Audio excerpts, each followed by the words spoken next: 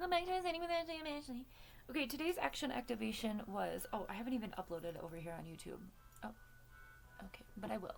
Anyway, the action activation, let me upload these right now, is to learn about Ramadan and help combat xenophobia.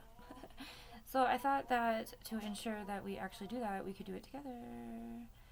Let me upload these videos super freaking quick. I have my Quran right here. I bought it last year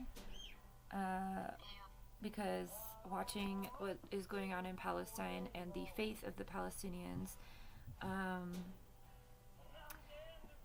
really spoke to me, and I wanted to learn more about why Islam is so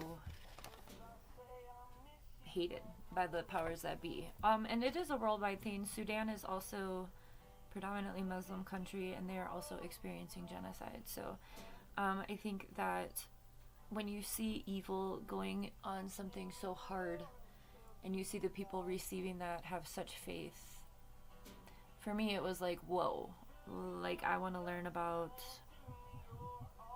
why that faith is. I haven't reverted. I'm not really a religious person, but I do appreciate all religions and the ways in which people connect to the power.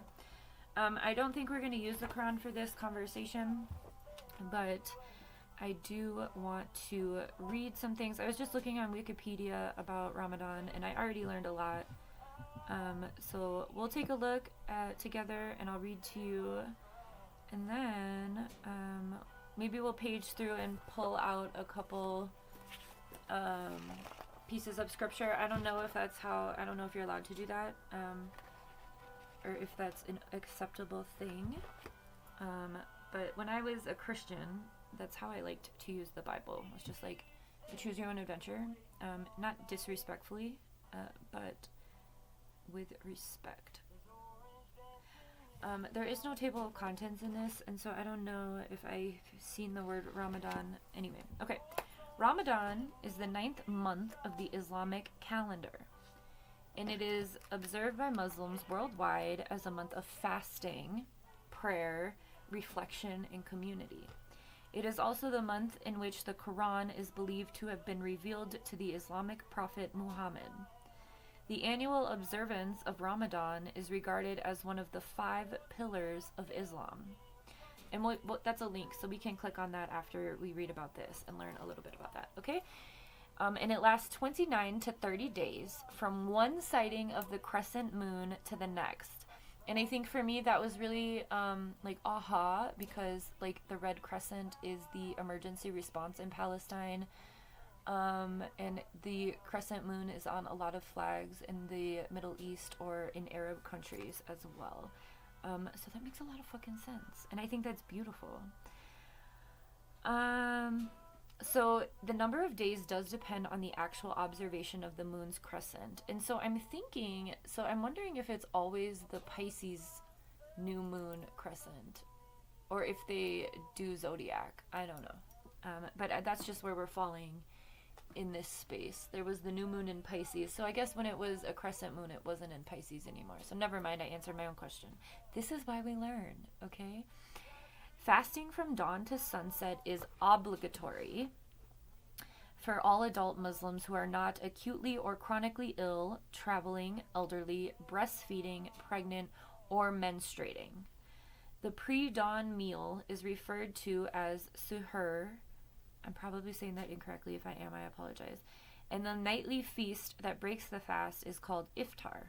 I've heard that. Although rulings, fatwada, have been issued declaring that Muslims who live in regions with a midnight sun or a polar night should follow the timetable of Mecca. So Mecca is, we'll click on that too. That's the black box, if you've ever seen that. Motaz was actually just at at Mecca. Anyway, I guess it's like a big honor and privilege, and also like what's the word? Not journey, not destination. There's like a high honor of visiting Mecca, from what I've noticed and learned. Okay. It is a common practice to follow the timetable of the closest country in which the night can be distinguished from day. Wow. So the spiritual rewards of fasting are believed to be multiplied through Ramadan. Accordingly, during the hours of fasting, Muslims refrain not only from food and drink, but also from all behaviors deemed sinful in Islam, devoting themselves instead to prayer and study of the Quran. Okay. Now, a couple things we want to click on. We wanted to click on the 5 pillars of Islam. Let's learn about that. Okay. The 5 pillars of Islam. Okay. What, honey? Hang on, give me a sec. The fundamental practices of Islam considered to be obligatory acts of worship for all Muslims. They are summarized in the Hadith of Gabriel. The Sunni and Shia agree on the basic details of performance. Here, do you need this? I'm just in the middle of a sentence. I know, how inconvenient. Okay. The Sunni and Shia agree on the basic details of the performance and practice of these acts, but the Shia do not refer to them by of the same name. I don't know what those are. They are Muslim creed, prayer, charity to the poor. Give me 1 second. Charity to the poor and fasting in the month of Ramadan, and the pilgrimage. That's the word. Pilgrimage to the Mecca for those who are able. I'm going to have to end it here because everyone's crazy, but thank you for being here and learning. I don't know what I'm going to call this. But anyway, okay, bye. Things are crazy. Bye.